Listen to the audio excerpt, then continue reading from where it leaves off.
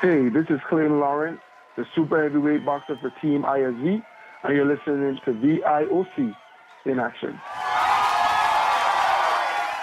Hi, this is Cy Thompson, laser sailor for Team ISV, and you're listening to VIOC in action. This is your high hurdle specialist, Eddie Lovett, for Team VI, and you're tuned in to VIOC in action.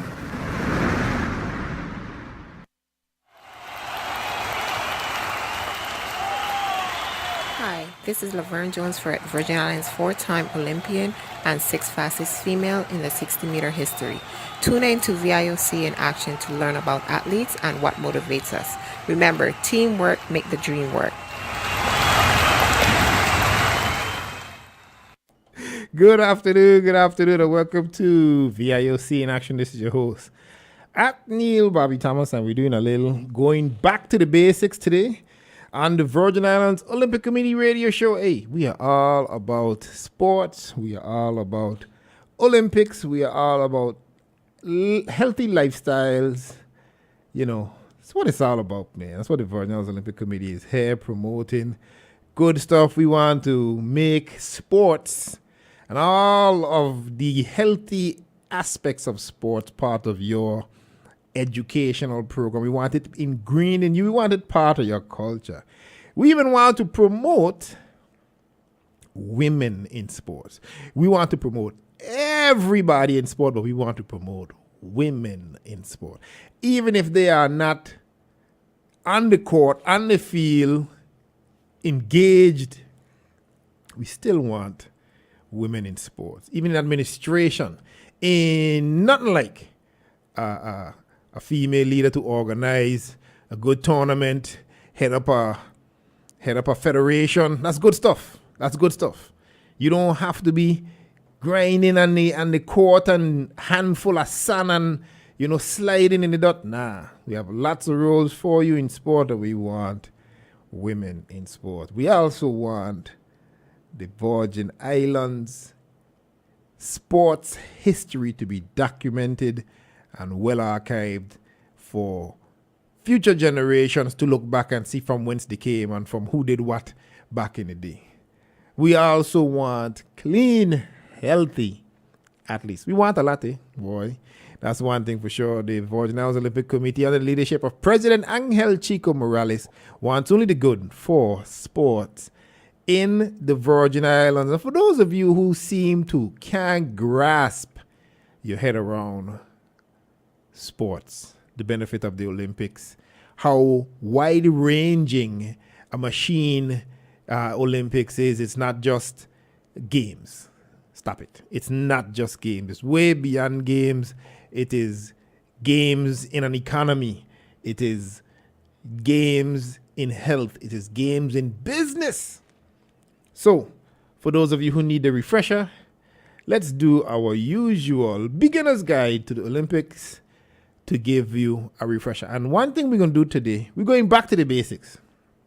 We're going to try our best to give you information, lots of information from the International Olympic Committee, the parent organization itself. Just try to basically tell you everything about the Olympics. I mean, of course, we know the history is more than 100 years old, but it's just a lot we are going to try to bring, for you to understand. We want to, then this is going above the local National Olympic Committee, which is the Virgin Islands Olympic Committee. That is our National Olympic Committee. We want to go a step above towards the big body, the International Olympic Committee. Basically find out, who they are, like who are the people involved in the organization, who is doing what, who is heading up, the members of the organization. There are several commissions, and they have sessions that meet every so often, and we want to just mention those kind of things, because right now we are in, I think it's the 130th IOC session, is for my last count. So yeah, that's as far as I got. And then just different items, pertaining to the Olympics we want to talk about. And some of this will be covered in the beginner's guide, but funding, sponsors, broadcasters, other programs. We want to just give an idea as to what's all involved. But this show, we're taking it back to the basics, just information on the International Olympic Committee side, and then we bring it home and do some local information. So just how I'm going to tell you who heading up, who are the members of the International Olympic Committee. I'll let you know the members of the Virgin Islands Olympic Committee. So we'll do that. We'll go back and forth and let you know who doing one, how we're looking out at things. But there's just a lot of information. Back to the basics here today. More people than I thought heading up this international committee. I mean, you could see the leaders of all of the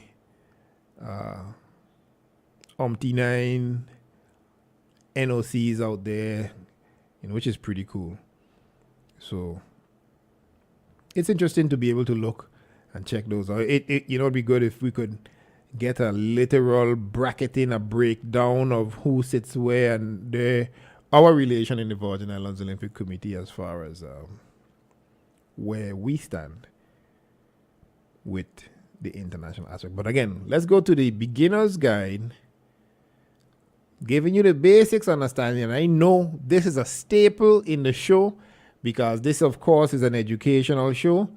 And I want it to be to the point that where people can understand that the Olympic Committee is more than just sending children or athletes to play games. You often hear that from the narrow-minded, from the uneducated, and we want to move anyone that is sitting in those categories. We want to move them into the learned and understanding category that, what the Virgin Islands Olympic Committee does has far-reaching impact. I mean, it for us to have members sit in certain boards and certain federation, as you know, we still have to this day high-ranking members in international athletic federation. I'm talking, you have big nations that don't have high-ranking membership as we do, and that comes from our longevity and our active participation. And it's trust me, it is such a statement when we have a high-ranking member in some of these international bodies, because you are given that respect. It is, they don't say, oh, that's only a small place, 100 and something thousand people. Tal, vice president might be from a nation of 21 million. The secretary, that's right, from a small little territory, 100 and something people. So you're sitting at the table with the big boys. It has a lot of meaning for us. So let us make that happen. Again, the beginner's guide to the Olympics. And also, because we're going back to the basics, I'm definitely going to give you that little piece from Professor Jim Perry. And, he speaks about the Olympic movement. So it's two sides. The beginner's guide for sure, and then the Olympic movement by Professor Perry, and then the information concerning the International Olympic Committee, its structure, and we will compare that to the Virgin Islands Olympic Committee and how it's structured, and the members and mission and all that good stuff. So, without further ado, here we go. The beginner's guide to the Olympics. Maybe it's Usain Bolt, Michael Phelps, or Lindsey Vonn. Or maybe it's Kathy Freeman, Seb Coe, or Nadia Comaneci. We all know the Olympic Games, right? Every 4 years, the world comes together, more than 200 countries, and the best athletes compete for a medal, and we're all watching. But have you ever wondered what's behind the games? How is it all organized? Who puts it all together? And yes, who pays for it? Well, most of us know it all began a long time ago, 3,000 years ago to be precise, in ancient Greece. But someone, Pierre de Coubertin, had the bright idea to bring it all back. And to do that, he set up the International Olympic Committee, a little over 100 years ago. But the IOC couldn't do it all alone, and still can't. They need a little help from their friends. So, who does what? Each of the sports that takes part in the Olympic Games has an international federation that runs the sport all year round. From rules to referees to records, that's their job. And then there are the more than 200 national Olympic committees around the world. Their job is to select the best athletes and get them ready for the Games. So, we've got the sports and we've got the athletes, and we can get them to the Games. But then there's the host city, which brings the whole thing to life. And that's a big job, and that's a long job. 7 years from the moment the IOC chooses the host city until the moment the cauldron is lit and the Games begin. Think about all the things that need to be done to make the Games happen. Not just the stadiums, the pools, the ski slopes, but where are the athletes going to stay? What are they going to eat? And how are they going to get to their events? That's what the organizing committee does. It's a very big job, and it takes all those 7 years working with the IOC to get it done. And sometimes it can be a bumpy journey. In the summer, there are 10,500 athletes competing in 28 sports. And they have coaches, doctors, trainers, friends, and family. In the winter, it's about 2,500 athletes in 7 sports, and they need a lot of people too. And think about the equipment. Several hundred pairs of skis in the winter. In the summer, the equestrian athletes need their horses, and the rowers need their boats. They've all got to be delivered to the right place at the right time in good condition, especially the horses. Okay, so it's a big task, that's for sure. And someone has to pay for it. So, where does the money come from? A large part comes from broadcast rights. Broadcasters pay to air the Games in their country. More than half the world's population watched at least some of London 2012. And we also partner with some of the world's leading companies who provide funding for the Games, and the more than 200 Olympic teams and their athletes. They also supply products and expertise that help the Games run smoothly. So, the Games are paid for mainly by the IOC and the organizing committee. But governments sometimes take the opportunity of the Games to build or improve roads or airports or housing. That can also leave a lasting benefit for the city. But you're probably wondering what happens to the money that's left over, and what goes on between the Games. The good news is that the money that's left goes back into sport. More than 90% is redistributed to sport around the world. Not just to help the Olympic Games, but to develop sport. After all, the Olympics is about using sport to make the world a better place. Some of the money goes in scholarships to help fund athletes in their training. It might help pay for a coach for a promising sprinter, or provide transportation for a skater to get to the Games. And we fund sport where you play too. We support your National Olympic Committee and local sports groups. And we work with other groups like the United Nations to bring sport, equipment, and kit to schools and local clubs. We spend a lot of time contributing to building a better world through sport.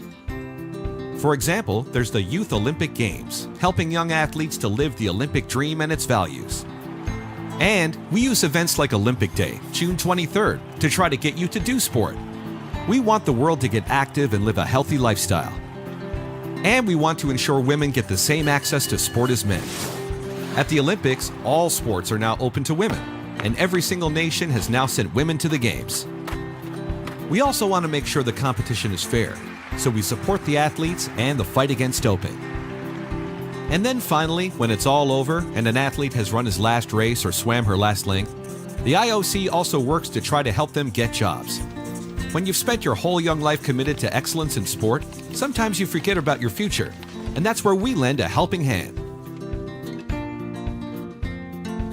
So, we all love the Olympic Games.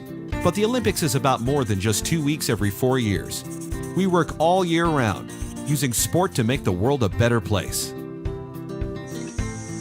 To find out more, have a look at our website, olympic.org. Olympic.org, and I'm going to get you some more information from Olympic.org in just a few minutes, as we're going to take it back to the basics here for, the discussion about the Olympics. Now, the IOC, you're wondering about the IOC, that's the International Olympic Committee. This is a 100-member body, 100 members. I ain't reading them 100 names, not even the 100 countries, because I'm sure I'm going to incorrectly guess at some of the abbreviations. They're all listed by abbreviation. And you think that's it? 100 names, that's enough people. They could get whatever you need done in 100 names, right? Wrong. Because outside of that 100 names that they have in the International Olympic Committee, they have an honorary president, and then they have another 41 honorary members. So I'm sure, although you have those 100, you still have another 40-something that's still working with the IOC in different aspects. Because that's what it's all about, and it's all about getting stuff done. They know hot head as far as who doing what all, you know what I mean? They know hot head. They don't really work with each other. And imagine, this is probably the epitome of networking, when you can reach across the globe to a colleague to get something done. That's what everybody dreams about, having that kind of perspective, a truly global perspective, and to how to handle a situation, overcome an obstacle. You have resources around the world. There's nothing could be cooler than that. But nonetheless, the president for the International Olympic Committee is Mr. Thomas Bach. And he's been the president for quite some time now, just since 2013. And of course, all of the major events since then have been under his command. So, prior to that, it was Mr. Jacques Rogue. But now we have Thomas Bach. And Mr. Bach is actually from Germany. So his Olympic involvement goes way, way back into the 80s. So, after many years, he has made his way to the top. And in a comparison state, you have the president for the Virgin Islands Olympic Committee, which is Mr. Angel Chico Morales. And I don't have to tell you how long he been in, but I could venture pretty much around the same time, from the early 80s, if not before. And I'm sure as an athlete and in many other aspects, but our president is no less dedicated than the IOC president, no less involved than the IOC president. And trust me, being a member of the Olympic Committee is a very, very involved membership, especially to the executive board. I don't know where they have that 28-hour clock from, but they put in long hours, pretty much around the clock. So they are a hard-working organization, and on the International Olympic Committee level, I'm sure it's no different, because it's all about taking care of the athletes. And the best leaders you could find is a leader who is least concerned about themselves. That's the last thing considered, is the individual. When you go to an event and you see Vice President John Abramson, and he might sleep for 4 hours in 2 days, and it ain't because he's doing nothing other than taking care of everybody else. He is ensuring that everybody else around is doing the same thing with Anson Slag, our next vice president, traveling between several cities to make sure the athletes have what they need, and no consideration of themselves, just basically taking care of people. Same with our Secretary General. I don't know where Lynn Reed finds the energy, but it's up and down, back and forth. Well, she was here 5 minutes ago. Well, she's about 5 minutes headed towards the direction of another town, 2 hours away, that she has to go for a meeting that's going to last less than the 2 hour drive, and then back to it's back and forth, up and down. And we really have to mention how committed one has to be on the executive level on these international organizations and the IOC. So, it's nothing to be taken lightly. But it is now time for our first break here on VIOC in Action. We'll be right back.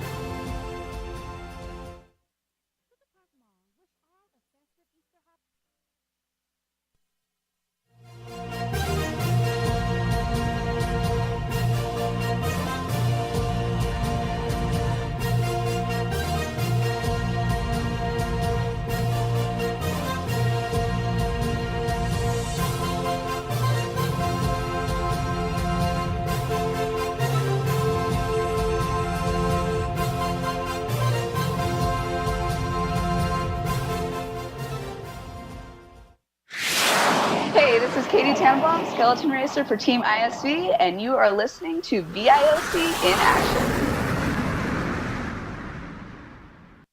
Hi, this is Tim Pitts, 2004 Olympic sailor for the Virgin Islands, sailing the laser class on VIOC in Action.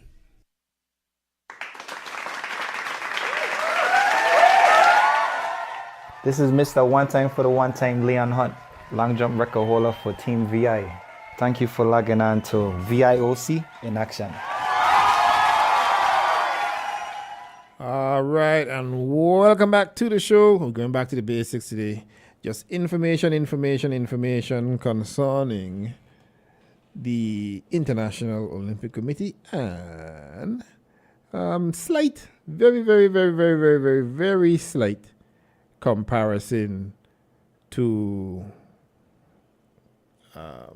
the Virgin Islands Olympic Committee. So that's what we're looking at here as far as comparisons with going back to the basics. So, okay. Let's say we go to the organization of the International Olympic Committee. And I already told you that their president is Mr. Thomas Bach, the president of the International Olympic Committee. Now,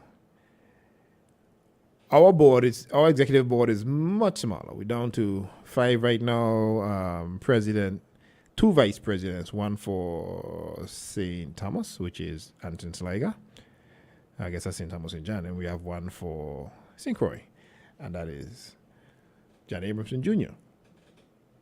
But we also have the Secretary General, which is Lynn Reed. And then we have our Treasurer, Mr. Joe Bushalty, right?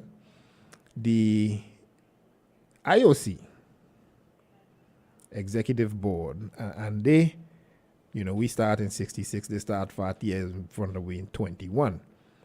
But their board is made up of, as mentioned, the president, 4 vice presidents, and 10 other members. All of the members of the executive board are elected by session and secret ballot by a majority of votes cast for a 4-year term.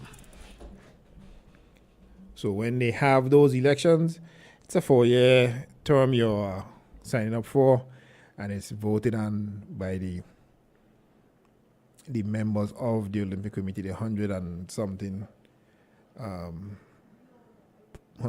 plus members, where it's in pretty much the same thing. On the VI side, we have our board, which is elected by the member federations. And the member federations vote for a slate, and that slate serves for a 4-year term as well. And it only makes sense to operate in a 4-year term because you pretty much start like the year after the Olympics. Let's say we had Rio 2016. That was the big Olympics, the most recent one, 2016. 2017 is your start over year. But you ain't planning for 1 year out. You're planning 4 years out. So after 2016, you start planning for 2020.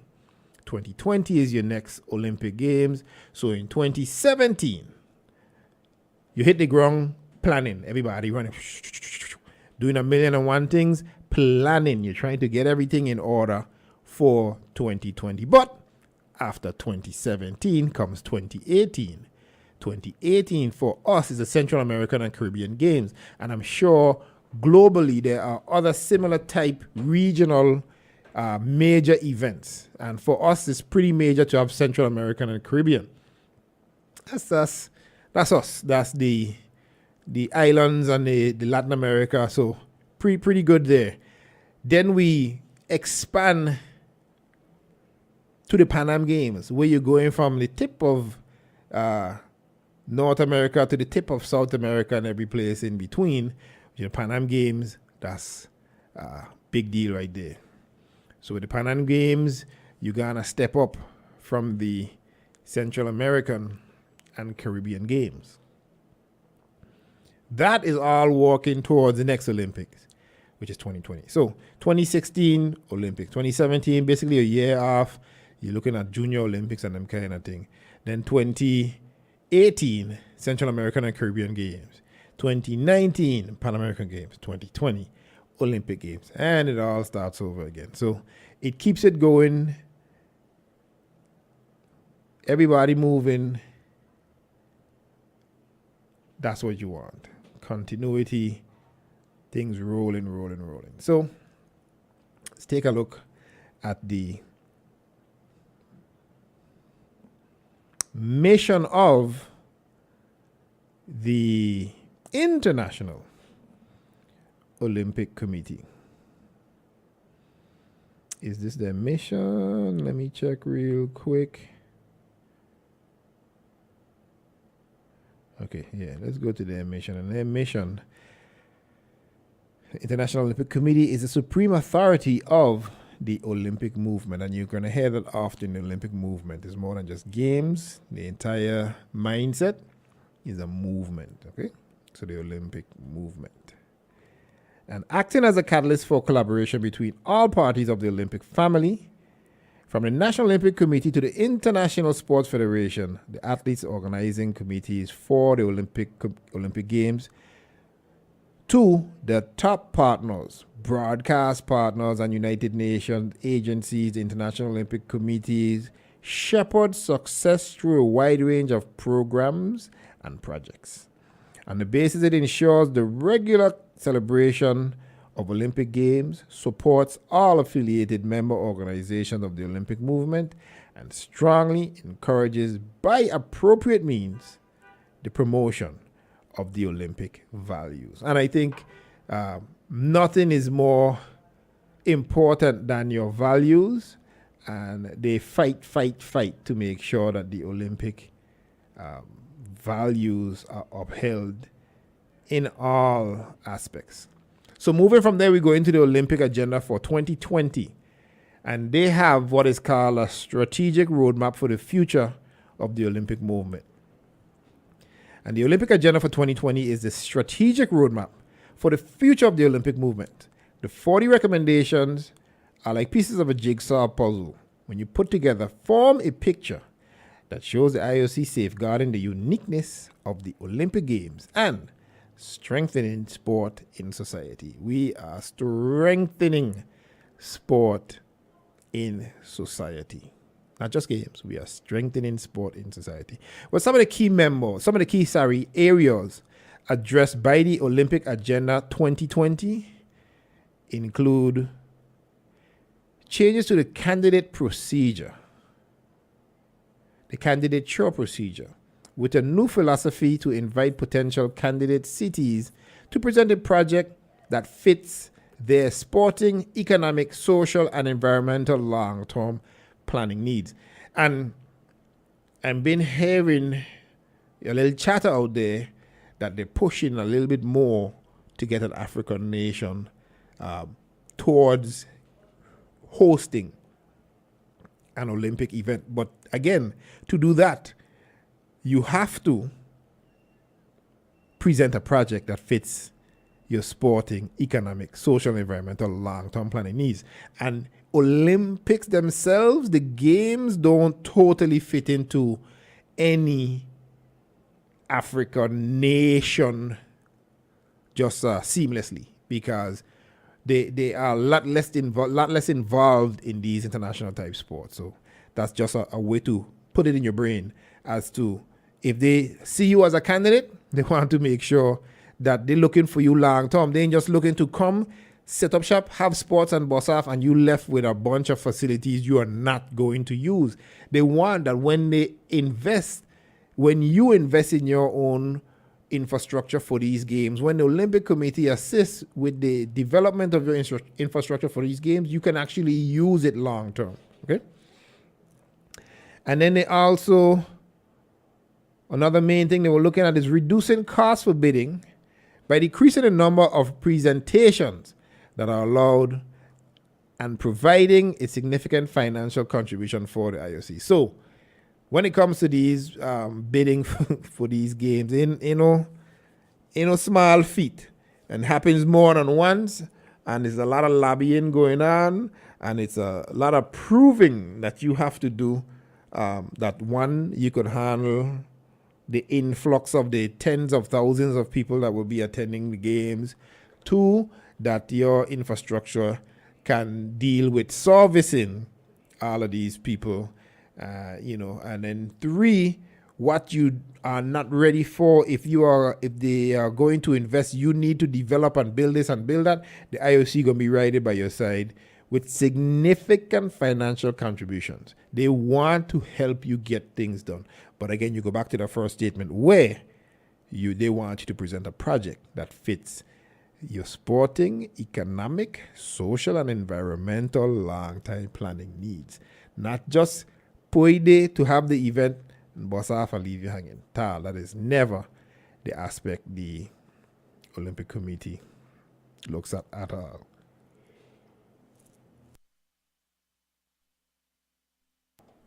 And I've always said, and you've heard it 110,000 times from me, is that it's just more than sports, more than games, more than sports, more than games.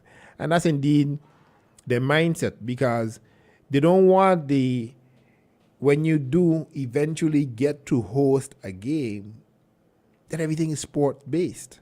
They want it to be event-based. Event-based. This is, yes, you're going to have the sports, but there should be so much to do in your city in those days where the games are taking place. Whatever level the games are taking place, they want those. They also want to strengthen the sixth fundamental principle of Olympism by including non-discrimination of sexual orientation in the Olympic Charter. Without question, Olympic Committee is one of those groundbreaking entities that move forward in telling you, hey, you can't lead them out because of this, that, and the other.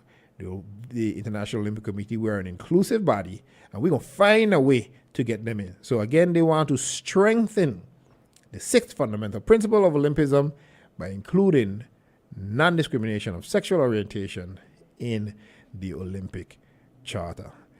Also, what they seek to do, some of the key areas addressed for 2020, is launch an Olympic channel to provide a platform for sports and athletes beyond the Olympic Games period, 365 days a year.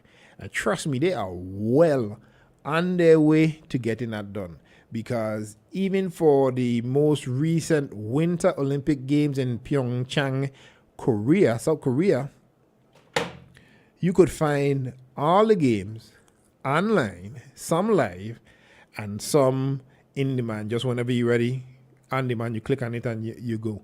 And it's, probably not a big deal now for those of us who have so acclimated to having the access of the internet and all of this information ready at hand. But imagine 30 years ago, no one saw, it was just what you could see when it was live on TV. And that's it. Now right now, if I want to go see some of those Winter Olympic events, they're right there for me on the internet. I can go and watch them. So, they're already on their way to a lot of these goals that they're shooting for. And they didn't set the goals where they wouldn't be able to attain them. I'm sure they do not hang their hat where they cannot reach, and that is the International Olympic Committee. Also, some of the changes include adapting and further strengthening the principles of good governance and ethics to changing demands. To me, that simply says it's not going to be the same Olympic Games in 1965 or whatever the Olympic year was. And no. See what I'm saying? It's just things have to change. They have to change, and they're adapting, and you have to adapt. And they are making a conscious note of adapting and further strengthening the principles of good governance and ethics in the change of demands. Yes, the change is going to happen, but you still have to make proper decisions. You have to lead properly and make sure that everything is done to an ethical standard second to none, because those Olympic rings, as I've mentioned before, have that tie to them that everybody respects those Olympic rings and their philosophies and their mindset. And one of the final key areas which was addressed by Olympic Agenda 2020, the final one is athletes remain at the center of all 40 of the proposals, with the protection of the clean athletes being at the heart of the IOC philosophy. Clean athletes sounds weird, but we all know how important it is to certain nations to have international success, whether it be in business or in sport. And some countries are going, to far lengths to reward their athletes for great performances. And some athletes want to get those rewards. So what they do, they not necessarily don't do the right thing, and sometimes come up, get the chemical edge they might need. But as you know, just like the International Olympic Committee, the Virgin Islands Olympic Committee, they are members of WADA, which is the World Anti-Doping Association, and that is just all about clean athletics. We don't want any cyborgs or any Frankensteins out there. We want athletes, the humans, trained, weightlifting, running, eating properly. That's where your exceptional performance should come from, and absolutely not from any chemically enhanced area. So that's the Olympic agenda for 2020. And what we're going to do is we're going to take a break. And when we come back, we're going to let the professor talk to you, Jim Perry. He's going to tell you about the Olympic movement. So let's take our final break here on VIOC in action, and we'll be right back.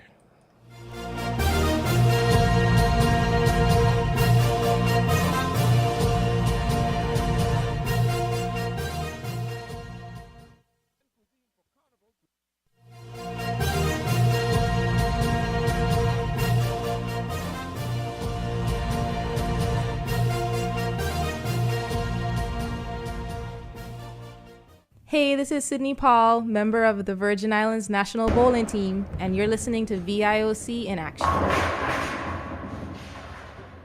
Hi, this is Adrian Durant, coach for the VI National Track and Field Team. Set your goals and work hard to achieve them. Believe in yourself, and anything is possible. Tune into VIOC in action to learn how you can take your game to the next level. And remember, if it's to be, it's up to me.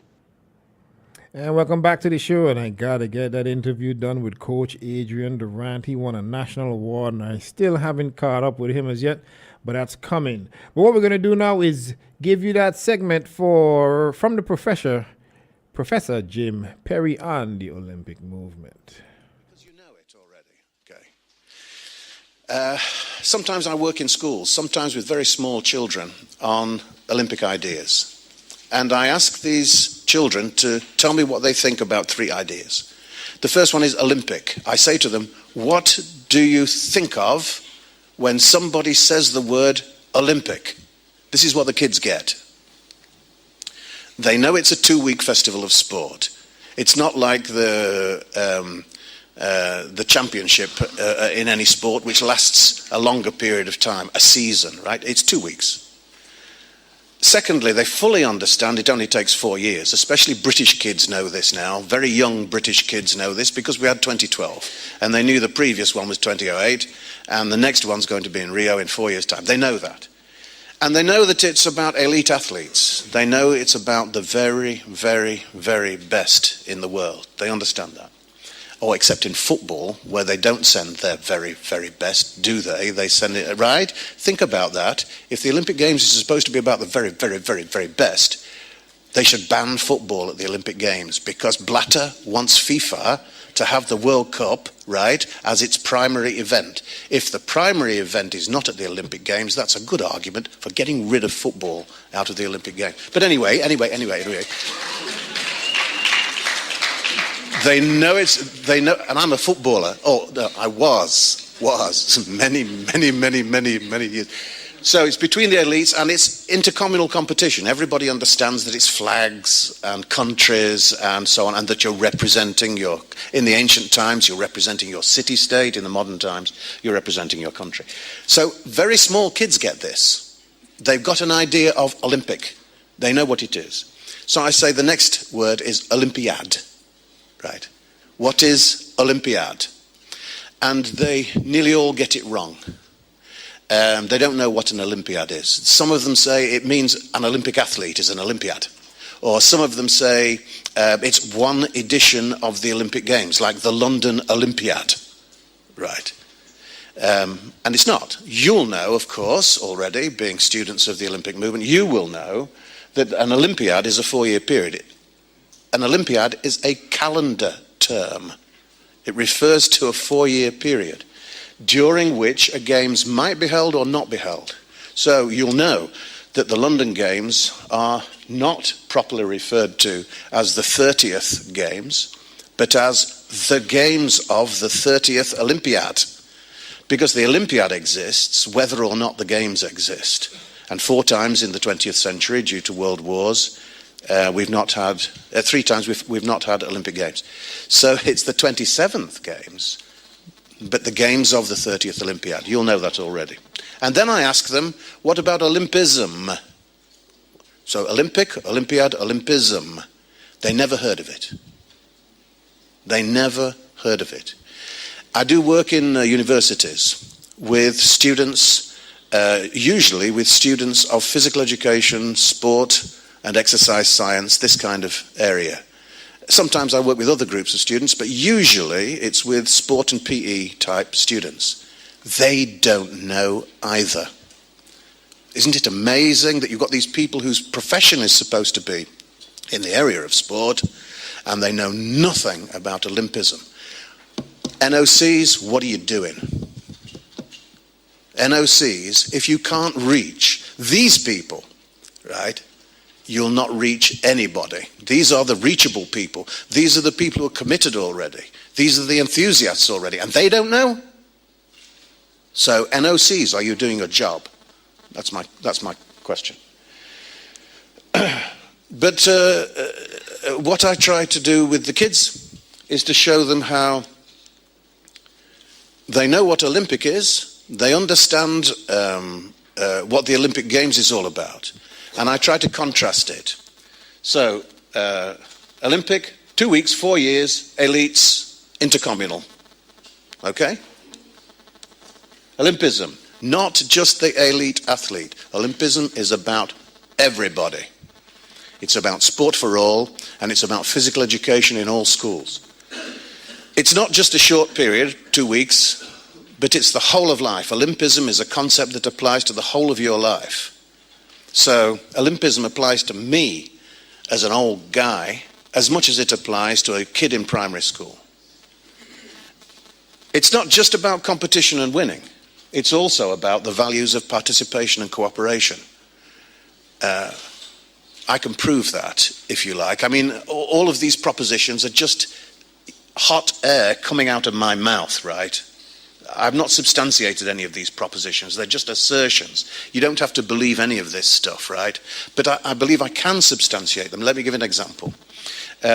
Why do I say that Olympism and engagement in sport generally is necessarily has the values of participation and cooperation?